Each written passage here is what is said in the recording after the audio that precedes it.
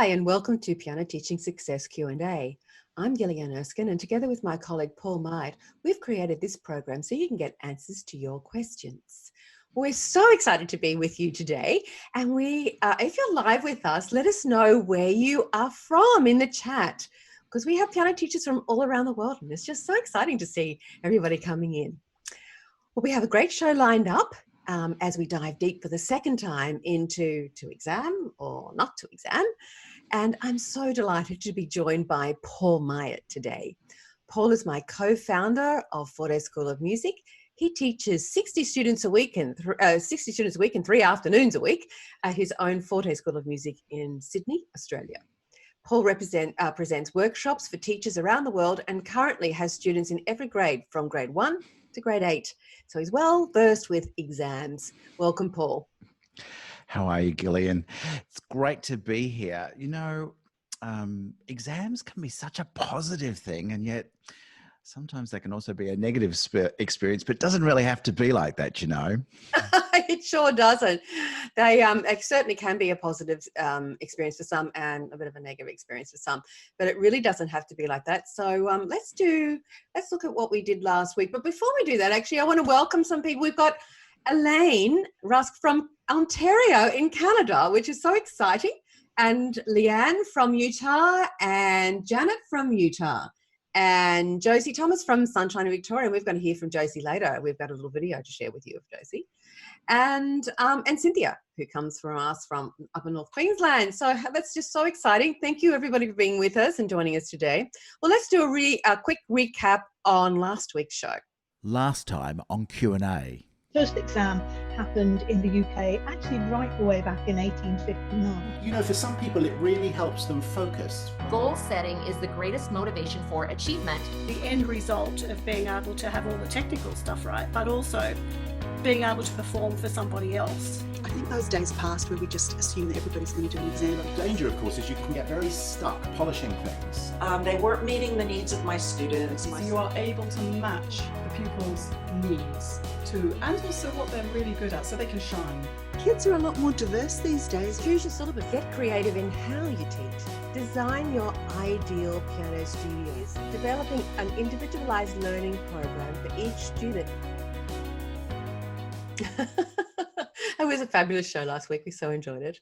Well, the 4 points that we just mentioned in the video just then were choose your own syllabus, because there's just so many available today, and get creative in how you teach. Not always what you teach, it's just how you teach it.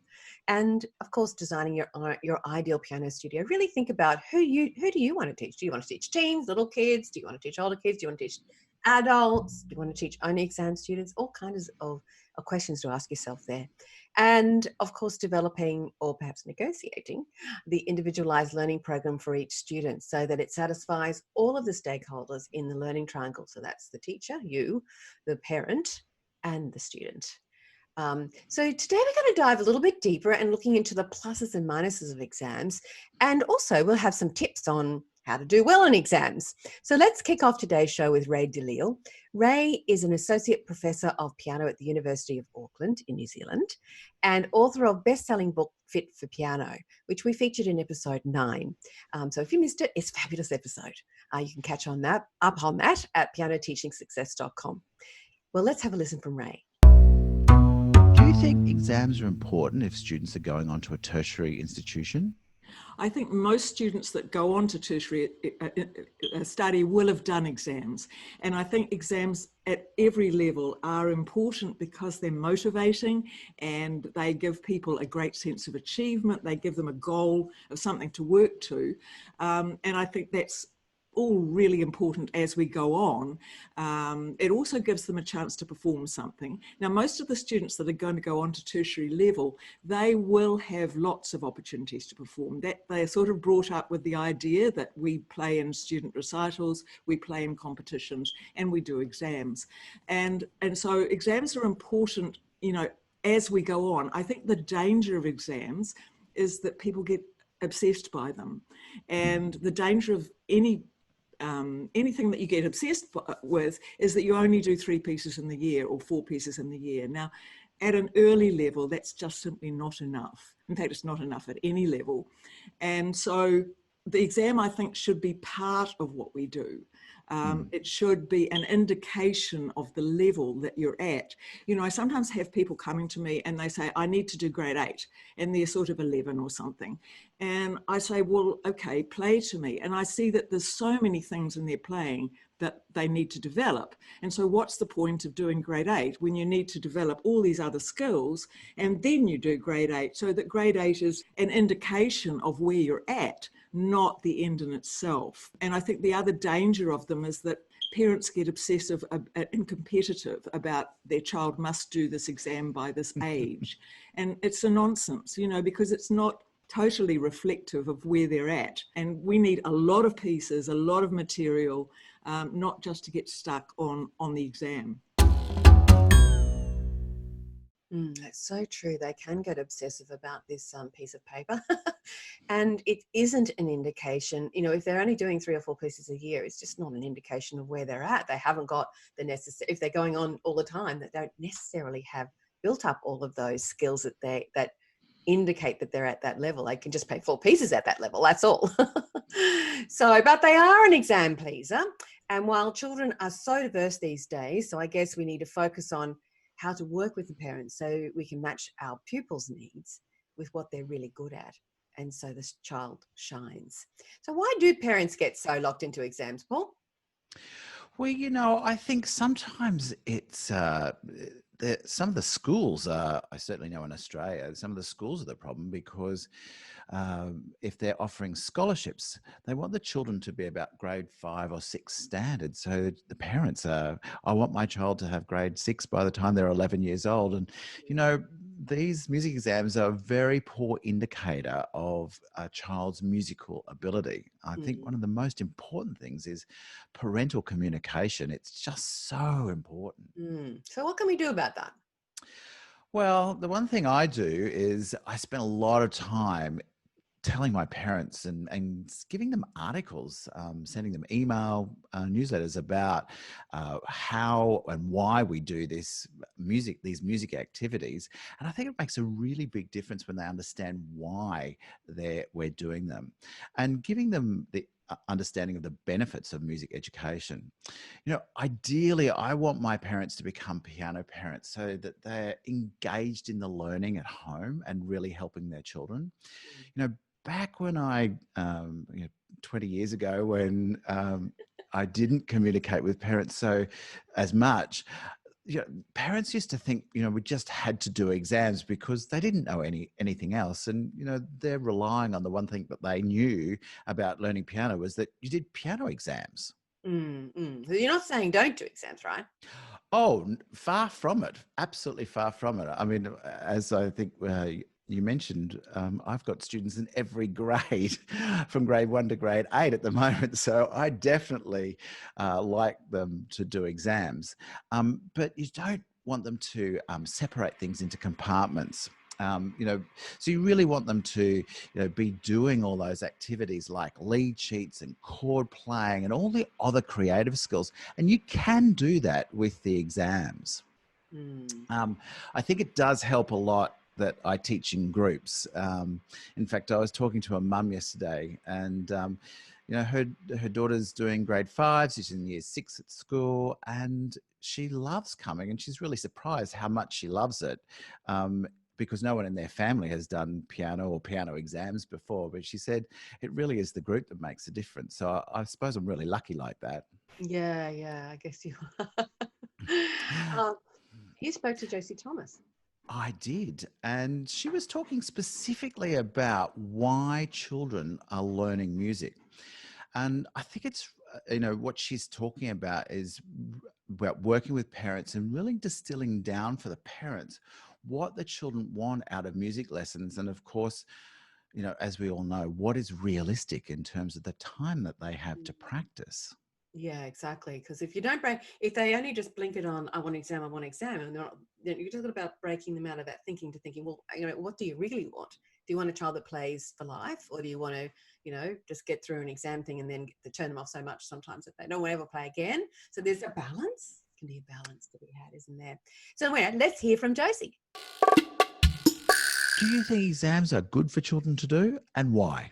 I think we need to look at the primary purpose of what we're trying to do, teaching children instrumental music, any music really, and that is to develop the love of playing music and connecting. I do not think that every child should be doing an exam. It does not suit them all. From my particular cohort, about a third of them would be doing exams. Mm-hmm. And I've learned also, let's just say from an interesting parent that I've had in the past with transfer students, that I'll be the one who'll decide if and when they'll do an exam, not the parent.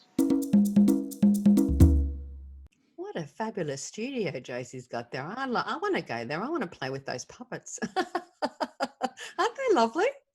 It looks like fun. It certainly does. Oh, well, let's talk more about the parents.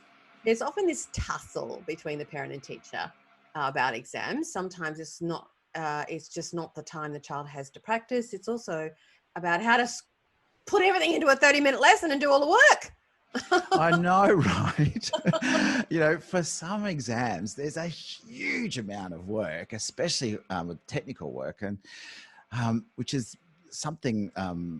why something like Practice Buddy with the online backing tracks and resources for learning scales is really beneficial.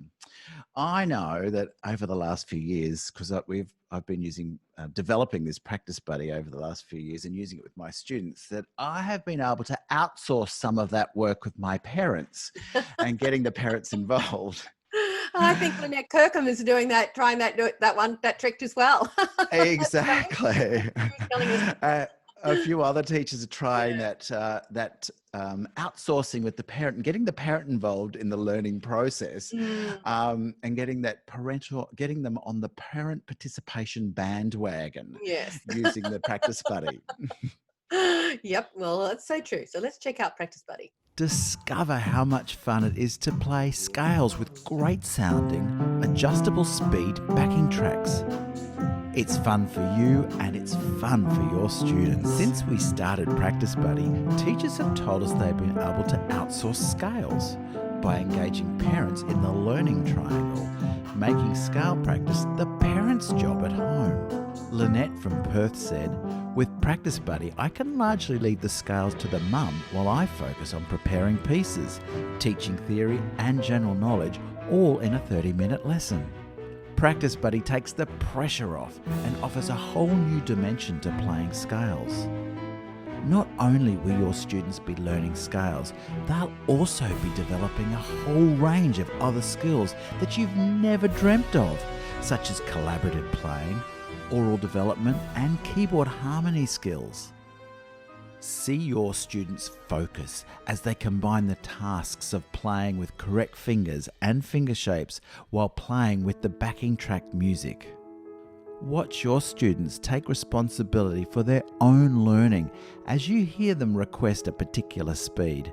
And of course, the smile on their face as they nail it. It's priceless.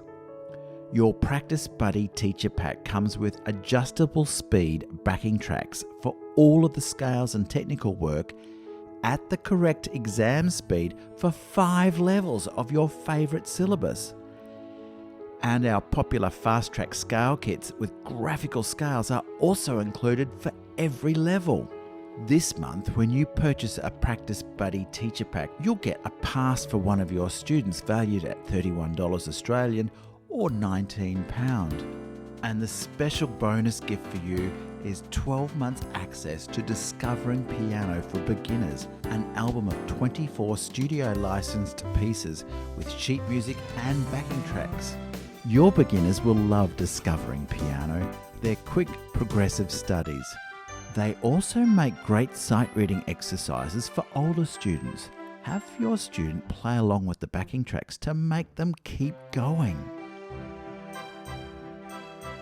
Discovering Piano for Beginners is valued at $31 Australian or £19. Your teacher pack, the student pass and the Discovering Piano for Beginners album is valued at $217 Australian or £133. Your price is just $127 Australian or £77, saving you over $90 Australian or £56, or pay in your own currency and get the same savings.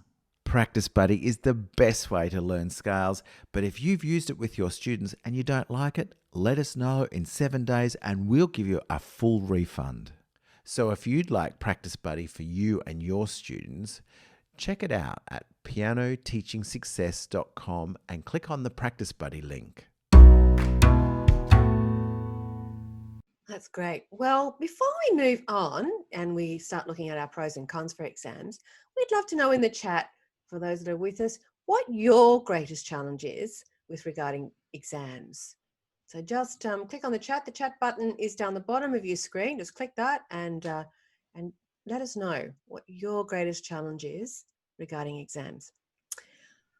Well, let's move on now and look at these pros and cons of doing exams. Like many things, there's always a plus, sometimes there's always a minus. So we're going to look at all of that at the moment. So the three main positives of doing exams are usually the learning goal or practice incentive, like when there's nothing like a good learning goal, like, got to do an exam. Oh dear, I need to pull out the practice. Balanced curriculum, because an exam does teach a raft of things. We have to cover a raft of things when we're doing an exam. And of course, getting mastery, the mastery and the loop of positivity, which we'll talk about in a minute. Okay, so let's look at the learning goal and the practice incentive. So that's the obvious one. So Paul, what about that? How do you find that with your students? Well, I was just yesterday, I was talking to that mum I was telling you about earlier. And, I've got this class of grade 5 students and they're not particularly fussed about doing exams. They'll do it, but, they've got to put a bit of work in.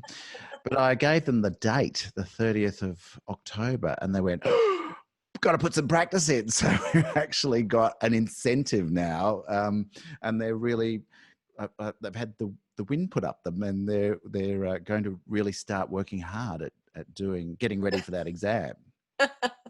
Well, luckily you've been inputting, because of your, the multisensory learning and stuff that you do, that they've got it in their bodies.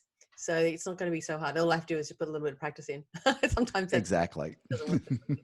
Right. But for some, though, they just don't get that boost of incentive. If we're looking at a con on that, and then it becomes really stressful because they just don't. They don't. You're thinking, oh, can you start working? You got to start working. You start working. You're getting stressed and thinking they're not going to make it. They're not going to make it. So we'll come back to that. I think you've got to think about which syllabus we're teaching from too, because sometimes that can help if you're teaching a more open syllabus, or one the syllabus doesn't have as many scales in it, or doesn't have both the scales and the sight, the sight reading and the general, the oral tests and things like that. So yeah. And sometimes it's also about negotiating what program, if signing them up for a really, really extensive program and they're not a kid that practices all that much, ooh, you could be impending disaster. Anyway. Exactly. And, we also want a well-balanced curriculum. So by doing exams, we are actually exposing the students to, a reasonably well-balanced program. And there's a reason to learn skills and play different genres that they might not have otherwise had. So sometimes in doing so, they discover things that they didn't even know that they would like or were good at. Yes, and in the chat we've got greatest challenge is getting the pieces all to peak at the same time. Oh, isn't that a balancing act?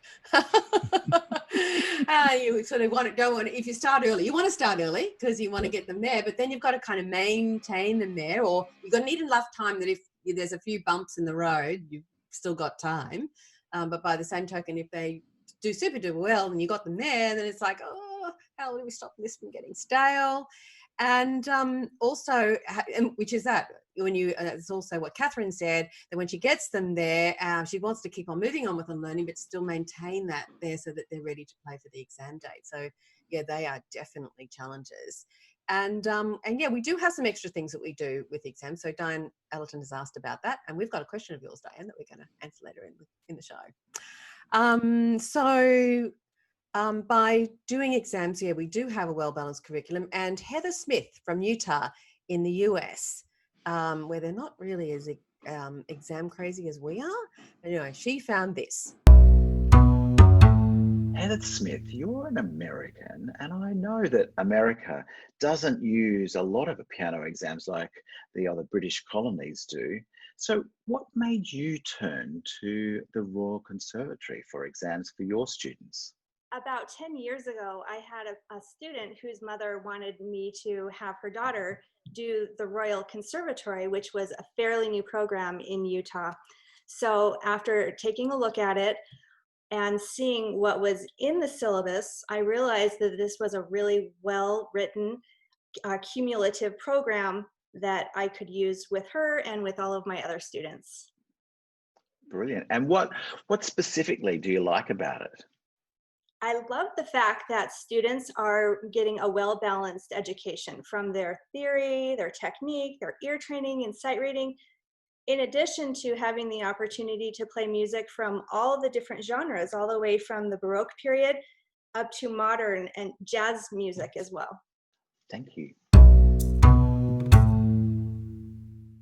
Yeah, I think that's true, because then and sometimes if you didn't have an exam syllabus to follow, you wouldn't do some of the stuff probably, or you maybe wouldn't be doing a Baroque piece if the child wasn't necessarily interested in that kind of thing, wanted to play pop. But we often find that if you play a variety of pieces, they actually do like the variety, and an exam is often that reason to delve into repertoire perhaps that you wouldn't otherwise delve into, and perhaps do those oral tests you wouldn't otherwise do as well. Things like that. I suppose the danger here, though, if we look at the danger, is that they sometimes, and we have to jettison everything else for the sake of the exam. And actually Cynthia mentioned that awful feeling about, when after discussing with the parent about doing the exam, you put the entry in and then they don't practice like they said they were going to do, or like they were practicing, or what have you. And then you find yourself giving the extra lessons because you're getting more and more worried they're not going to make it and have a good outcome. So absolutely. So then you start jettisoning things. You think, well, we can't do that. We just got to focus on this stuff, because otherwise we're not going to get through. So depending on the demands of the syllabus too, as again, you can help alleviate some of this by choosing a syllabus that doesn't have quite as much to do in it.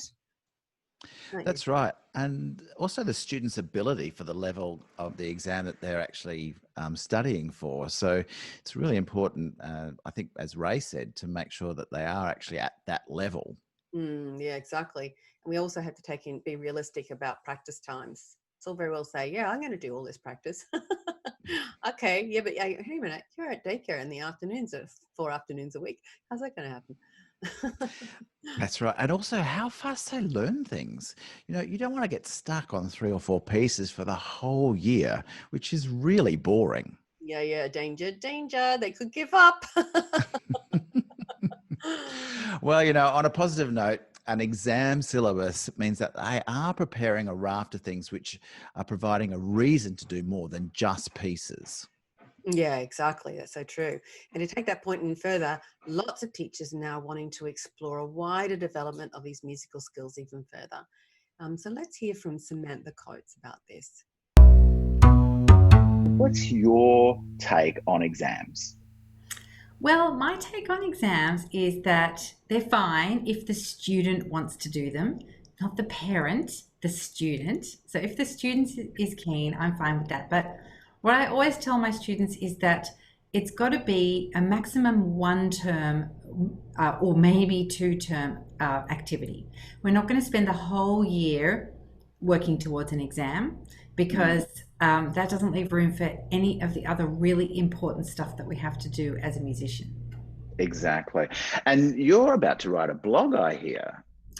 Yes, I'm about to write a blog post. I would love to hear people's opinion on the title of my blog post. I was going to call it 3 Ways to Get Piano Skills for Life, or How to Develop Lifelong Piano Skills, or The 3 Things You Need for Lifelong Piano Playing, something like that. But here are the 3 things that I think you need. And this is the way I teach. So you need to be able to, number 1, you need to be able to play from full notation, full music notation. So you have to be able to read music.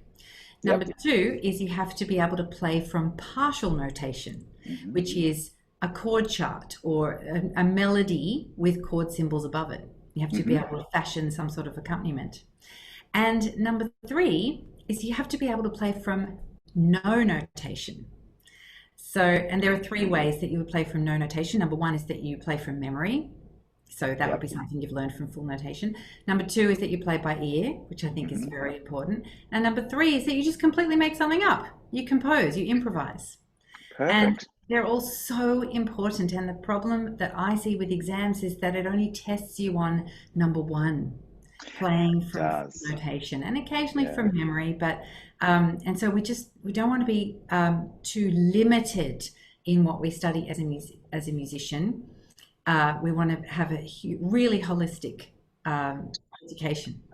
And you know what? We can actually do a lot of those things when we're actually teaching for exams. So we don't have to just teach through music. We can actually do some of the chord charts and things like that as well. And what a great idea to go through and analyze the chords in a piece so that we actually understand.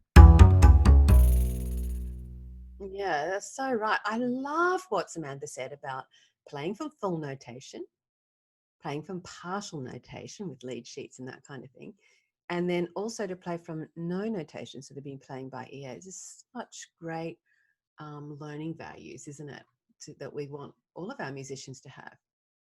Yes, yeah. And, you know, as I mentioned in the clip, you really can have fun and explore many of the things that you want to do, like creativity, chord playing, rhythm, oral training. You know, it's just so much you can actually do with some of the exam pieces. So it's really about how you teach rather than what you teach. And last week you did a little episode on, last episode, you had a little teaching demo with using chords and chord playing, I think, wasn't it? Yes, it was chord playing last time. Yeah, lead sheets and chord playing. Yeah, that's right. And teaching what would be a dusty old boring exam piece otherwise, but it was very interesting and made with the backing track and everything really came to life, didn't it? But you also presented at Piano Pivot Live earlier in the year where you demonstrated another one, which was really fun. Lots of had the room working, I tell you. Can you tell us a bit about this?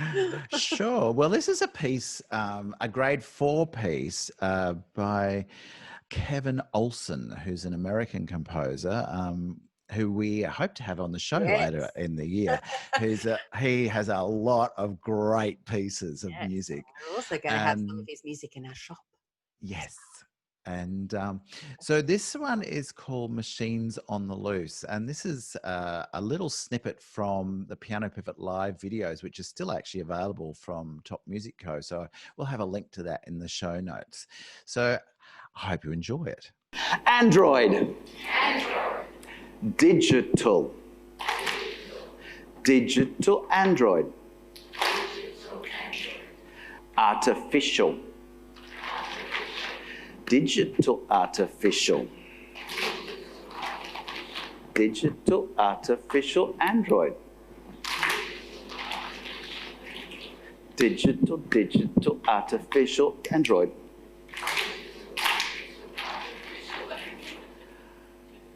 Don't worry, it's okay. Don't panic. But I do need some volunteers. We've got a digital here, an Android, and an artificial. So if you'd like to hold them up so that people can see them and maybe take 1 or 2 steps forward. Fantastic. So artificial, Android, digital, artificial, Android. Do you think you can do it? Let's try. Here we go. Artificial, Android, digital, artificial, Android. Have you got it? Let's try it. All by yourself. Artificial, Android, digital, artificial, Android. Martha, come up and be our composer. So now it's your opportunity to compose. So you can move these around into the order that you'd like them.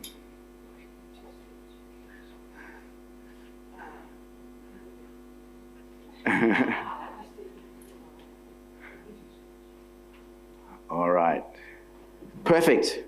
Let's hear your composition. Let's just do it slowly. Android, artificial, digital, Android, artificial, digital. Here we go. We're going fast this time. Are you ready? I'll see if I can get it right this time. Android, here we go. Android, artificial, digital, Android, artificial, digital. And I've got a new one for you. I want to see everyone, let's see. Autobot, Autobot, Autobot, Autobot. Here we go. Autobot, Autobot, Autobot, Autobot. There we go. So we're going to start with digital, Android, digital, artificial. So you've got to stand right over the end. Because, I don't know.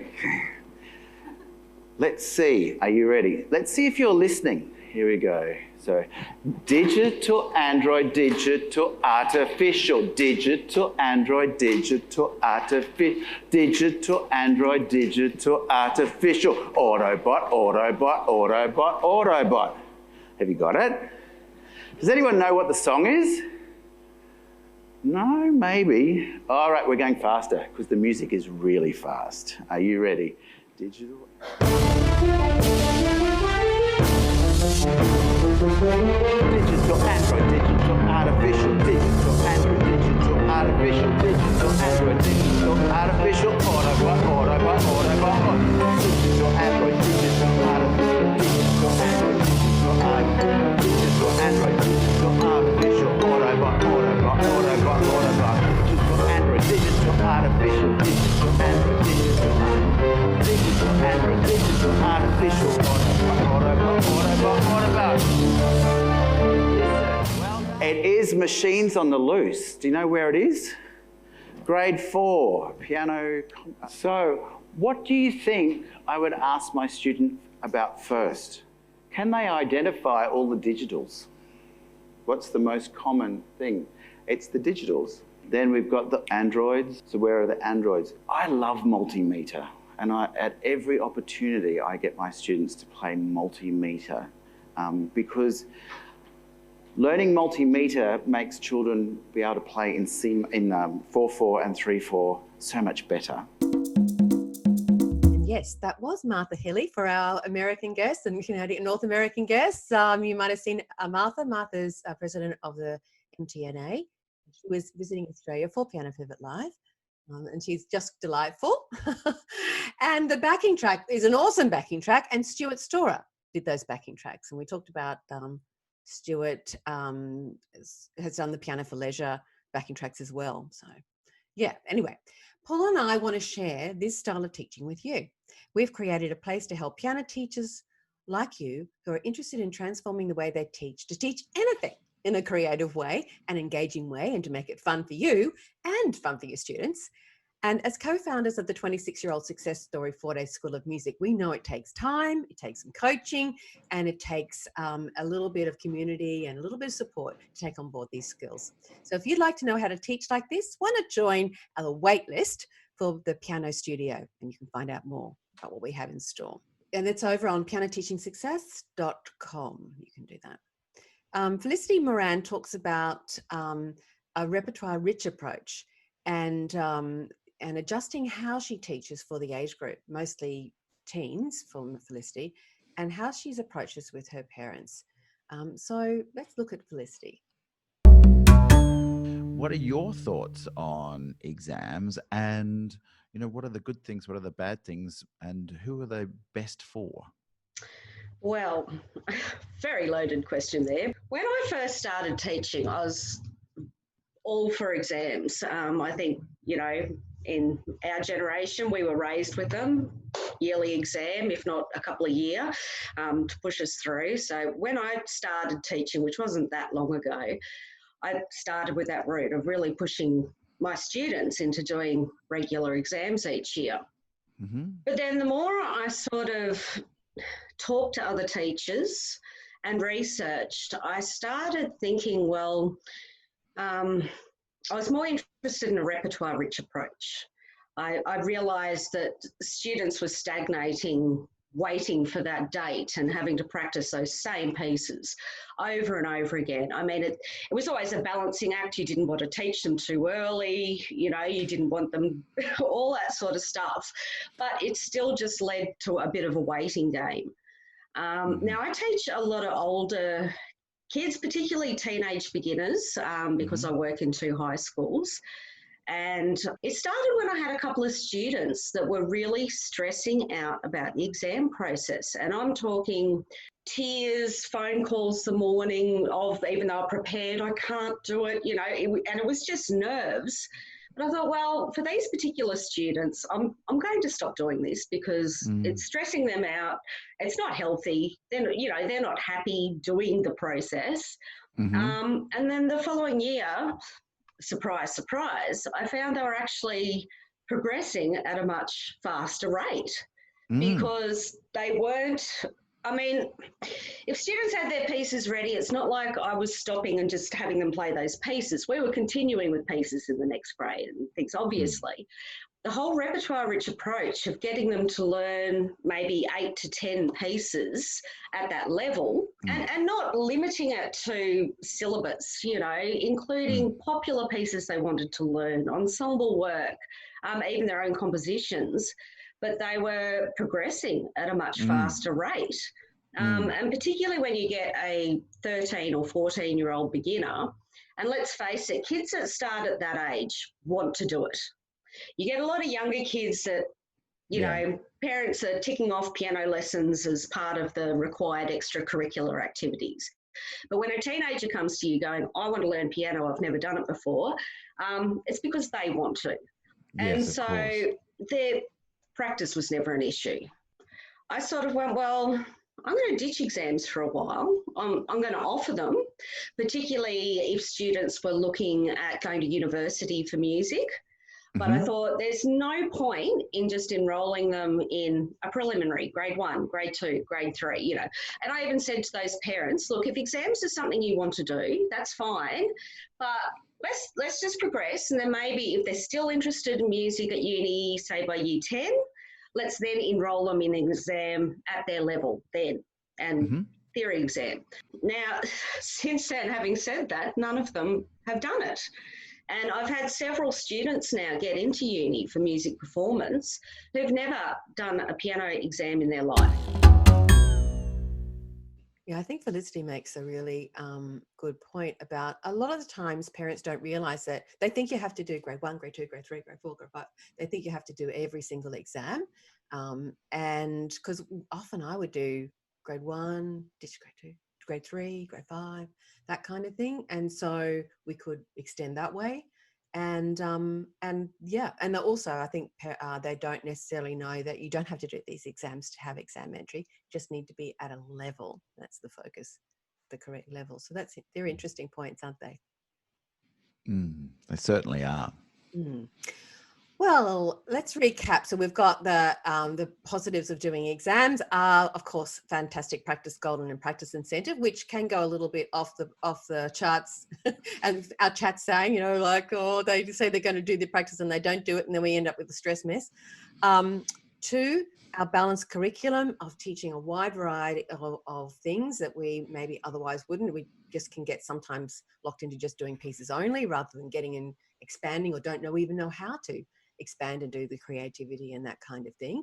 And then the third thing is the getting of mastery and the loop of positivity. I like to talk about this with our teachers when we're doing training.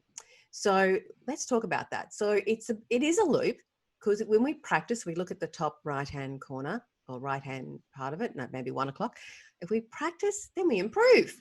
And when we improve, we progress. And when we progress, we get competence. And that competence builds confidence. And that competence and confidence builds and progress builds mastery. And then when we have when we're feeling really like a master at this, well, then we want to practice more. And I love that boost of energy and excitement and more practice when the beginning of that mastery after an exam, that's that real boost of enthusiasm, and they just want to keep on doing the next thing because they feel like they can take on the world. And so I love that. So if they do well in their exam, like we're talking, and well isn't a pass, well is an A or maybe a B, because everyone wants an A, because if we're good at it, we get an A, right? Which is not always easy to get. Or perhaps a credit or distinction in Trinity, or first class honours and above in the Royal Conservatory, then there is this high, and they know they've done well, and there's a learning boost, and that loop of positivity is working beautifully.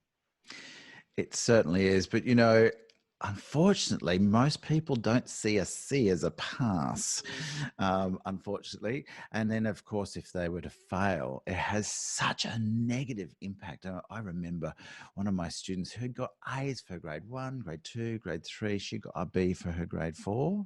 She gave up. Oh. And I was like, oh my gosh.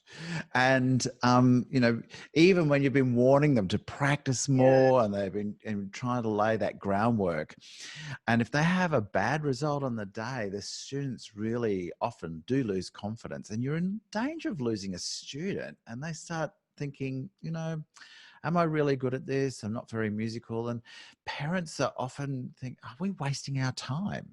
And our money? Let's go do soccer. Yeah, exactly. Oh, not what we want, right?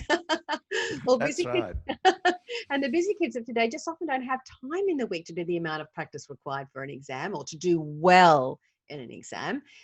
And if they don't do well, then they think they're no good at music and they drop out, right? So that's where these repertoire-only exams have made an entrance recently, and I think they're really great. And many syllabuses are offering that. So obviously the exam bodies have recognised this. Yes, I think it's really great. So let's look at some tips for doing well. You know, because as we know, many teachers are putting kids for exams, and so some really great tips from some people that I've spoken to about how to do well in exams, and you know, really getting some insights. And the first one is to read the syllabus. Now, I will put my hand up and say I am the worst offender at reading the manual for anything. I'm a boy. I never read the manual. I just pull it apart and then put it together.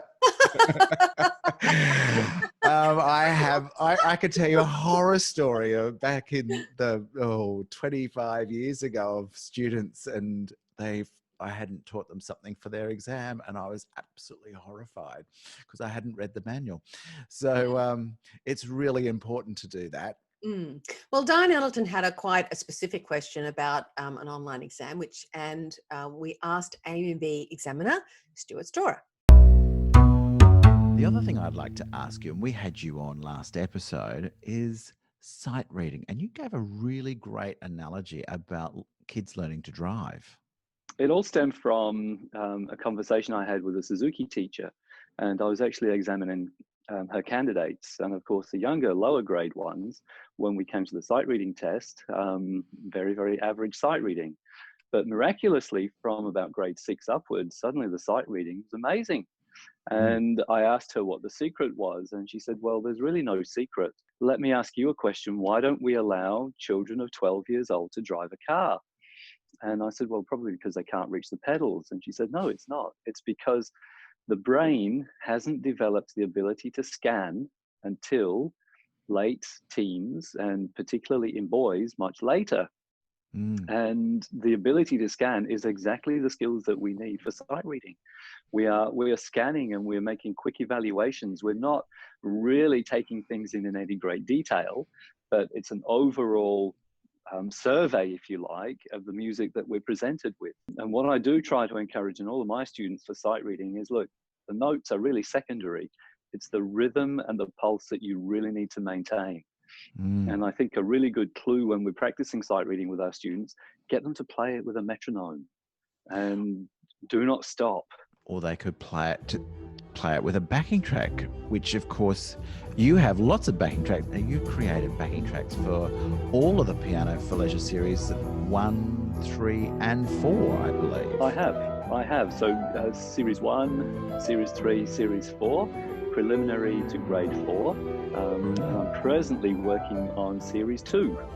Wow, kind of working fantastic. backwards. So why do you think backing tracks are good to play along with? I'm a big believer in backing tracks for many reasons, Paul, and one of which is, as pianists, we are a very solitary animal. We seldom get an opportunity to play in a band. If we played clarinet or something in the school band, we're playing with others, or even with an accompanist. And solo piano players, we just don't get that opportunity. And I think a backing track really gives you that feeling that you're playing with a live band. Second reason is that we're creatures of habit, and when we're practicing, without realizing it, we're actually taking little liberties with timing. We might just add a little extra fraction of a beat here, we might just rob a little bit of a beat there. And if we're doing it with a backing track, that habit is actually eradicated fairly early on. You're playing with a backing track, you're forced to keep going, you're forced to keep in time. If you mess it up, you have to jump ahead and wait for it to come around again and then jump back on. And these are all vital skills that musicians need. And the third reason is I often think of backing tracks as suddenly seeing something in Technicolor, whereas if we're playing it by ourselves, we are just looking at things in black and white. And the backing track just adds a whole set of different tonal colors and tonal possibilities for you. It really gives a student the opportunity to hear some of the harmonies that might be implied, but you don't hear them on the piano. So I think that's another one which is really great as well. And the styles as well. We can say, look, we play this in swing style, but until you actually hear the drum beat that matches that swing style, we're kind of flying blind otherwise. Yeah, very, very important point. And I think sometimes even when you do read the syllabus, you think, what does that mean? And if you aren't really sure, you can absolutely contact your local state office or the exam body, and I'm sure they're more than happy to answer a question to clarify some of those things. Well, Graham Fitch has done tons of resources to help teachers prepare students for ABRSM and Trinity College syllabuses. And he has them on his site called Online Teachers Academy. So Paul spoke with Graham about this. Graham Fitch, I've been watching you for many, many years with all those wonderful videos that you do from ABRSM and Trinity. And I've just recently seen some of the new ones you've done for the new ABRSM syllabus. In particular, I really liked the first flake. I think it's from the first snowflake. I think it's from grade 2 or grade 3 ABRSM. And I loved what you were saying about the hand movement. It was really great technical detail for teachers. And you've done that for ABRSM and Trinity, haven't you? I have. I did a whole bunch of work for Trinity last year, and we ended up putting that on my own website, the Online Academy. And then this year I was asked by the ABRSM, actually it was last year, to be part of the selection committee for the new repertoire. So I sat, with a group of colleagues, and we chose the new pieces, and that went through another committee to make sure we'd got all the right balance of everything. And then I was as surprised as everybody else when we finally saw the syllabus, and it was great. I looked through, I chose that one.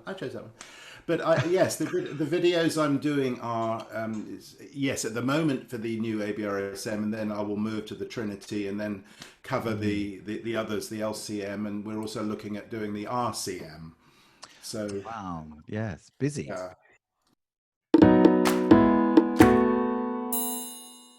And we are so lucky to have experts like Graham doing this kind of work.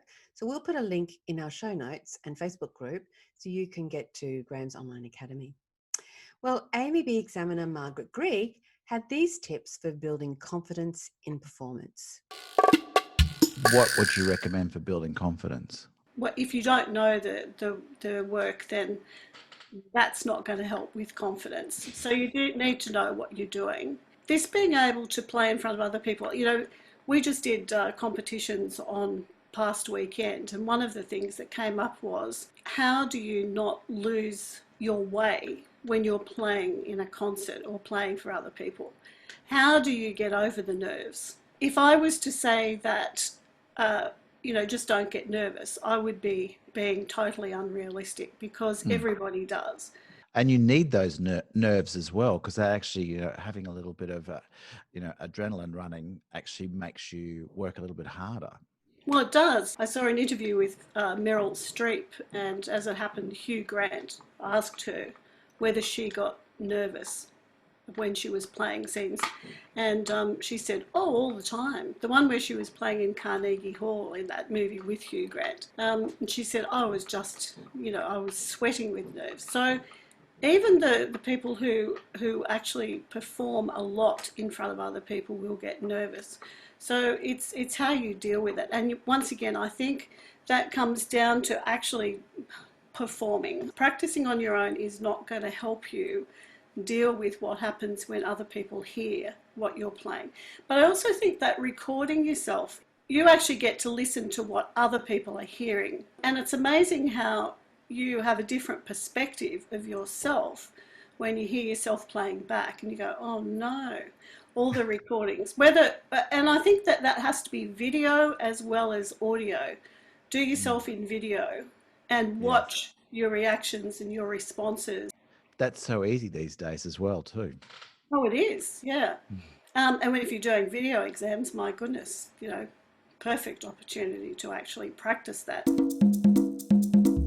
Yes, and we actually just in the chat, Cynthia made the point about ANSCA. ANSCA has modern stream syllabuses with great opportunities to improvise and embellish their pieces with students, actively encouraging embellishment and improvisation. In fact, it's a requirement for some of the pieces in the exam, and to improvise right from the early grades actually. And they've also got a great jazz syllabus. So Diane, if you've got, and anybody else, any of us, if we've got students out there that really do love that creativity and do like to embellish their pieces and don't really like to be on that confines with some of their pieces for all of their pieces, perhaps looking, back to that point, choose your syllabus, look at the syllabuses that are around, because there's so many syllabuses around and all do different things. We don't have to be stuck to the one that we did, which is, it's just we're spoiled for choice. We're so lucky, particularly in Australia. We are very much spoiled for choice.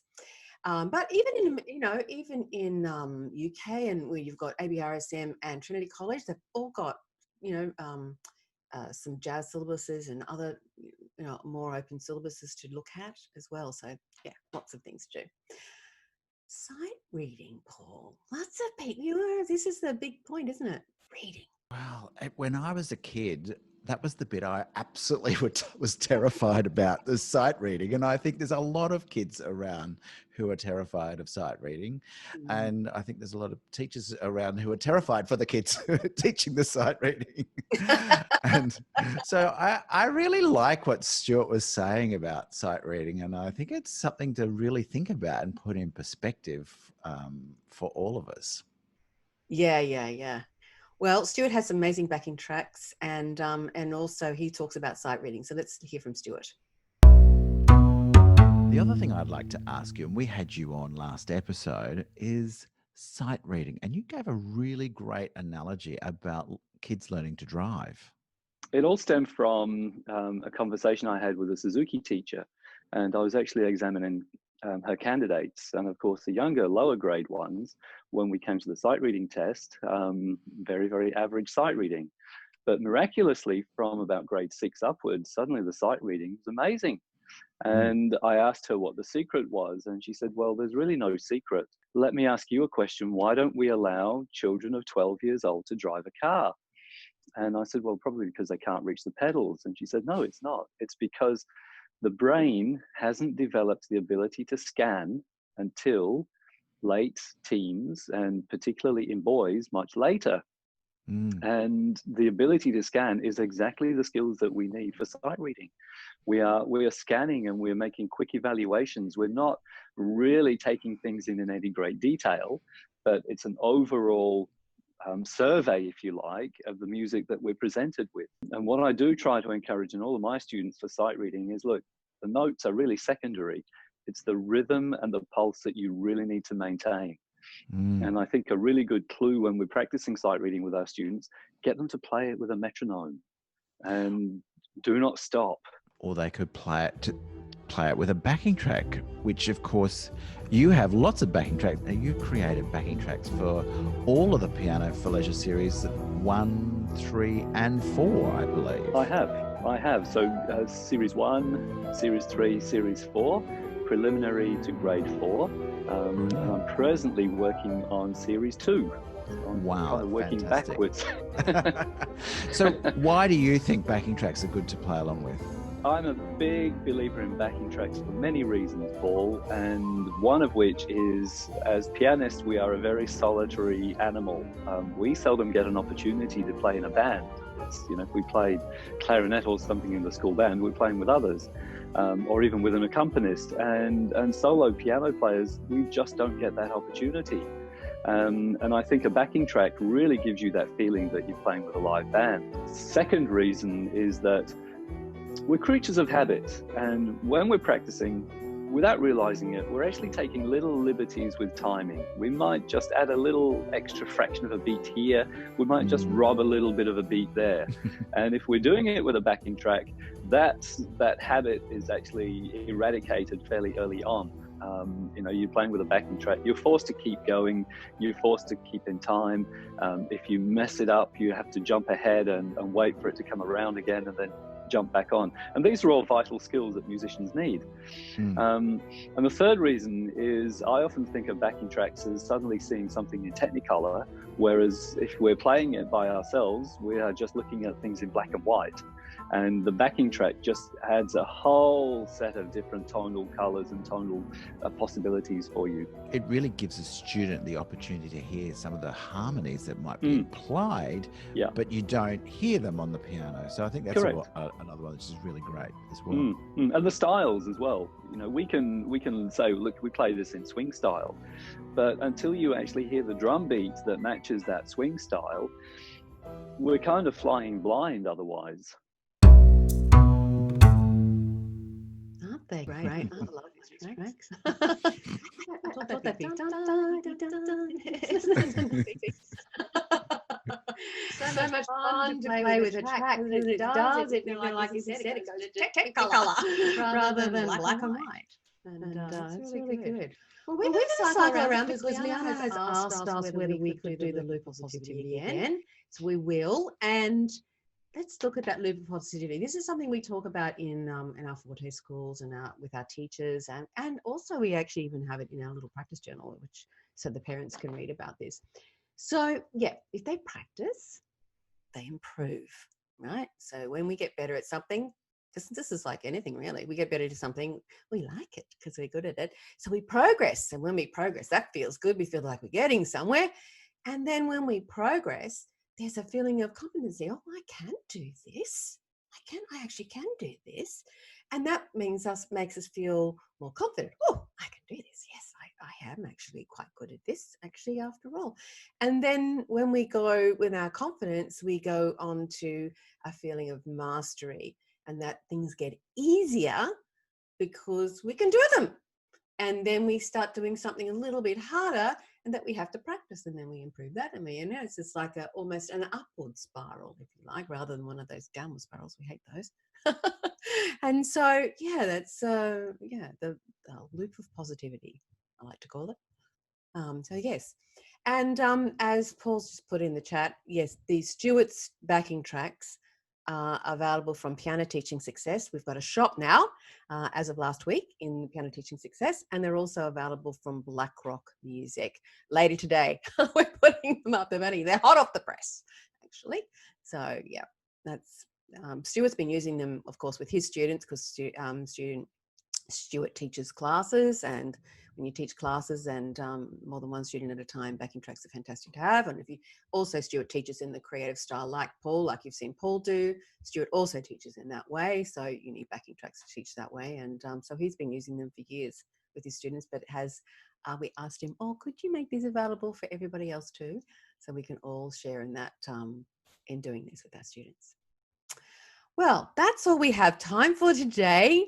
Make sure you're with us next time when we take a look into the kids of today and what they really want out of their music learning experience with us. How do we spark their interest and satisfy their curiosity for music and meet them where they're at, rather than teaching them what we want to teach them rather than what they want to learn. So we have some fascinating guests lined up for next episode, and we'll be joined by experts in the field. Our teacher, composer, arranger, Brend de Lisle. Brenda has been advisory board member for the prestigious Francis Clark Centre, plus a whole string of other things, which I'm not mentioning today. Chung is a performer, arranger, teacher, author, speaker, and music industry executive, being Senior Vice President Emeritus of Kauai America Corporation, which he was with them for 31 years. But oh my goodness, how does he fit all of this into one lifetime? So Brian is fantastic. And Dr. Nan Baker Richerson joining us from Salisbury, Maryland. Nan has taught at a number of universities, is currently adjunct professor at Salisbury University, and a music teacher out there in the down and getting down and dirty with in the country public school county public school, where she teaches students of all levels, from beginners, intermediate and advanced, regardless of their age and ability. So looking forward to this show. As always, you can join the watch list and receive the episode straight to your inbox, or you can catch a replay in our Facebook group. We love questions, so please make sure you send one in to us. There's 3 ways you can do that. You can send us an email, you can post it in our Facebook group, or you can click Ask a Question on our pianoteachingsuccess.com website. Well, I'd like to thank Paul Myatt, who's been with us today and is also responsible for all the videos and behind the scenes tech. On behalf of both of us, stay safe, stay well, and we'll see you in 2 weeks.